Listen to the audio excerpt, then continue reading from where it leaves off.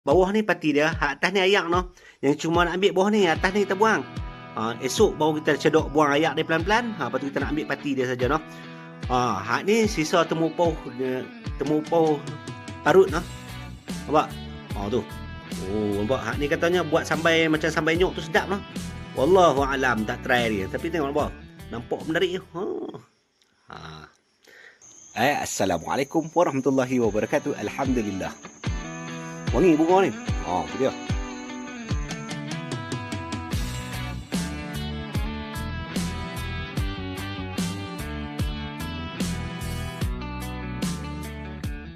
Alhamdulillah. Ni lah bunga kapah noh, bunga cotton. Tengok elok bunga dia. Nampak tak? Dia nampak seakan-akan bunga tisu juga noh, tapi dia ni lebih pada bunga kapah lah noh. Memang khusus untuk buat kapah tu noh, kapah cotton tu. Nampak? Bunga dia bila kering dia akan luruh noh. Nampak tak? Dia bila kering dia akan luruh, dah luruh dia akan tinggal putih ni, nampak tak? Sekarang ni kudup ni tengah jadi buah kapah noh. Dia lah ni dah ada kapah ni tengah putih lah ni. Nanti dia akan kembang sikit dia jadi kapah ada besar tu nanti noh. Ni. Alhamdulillah.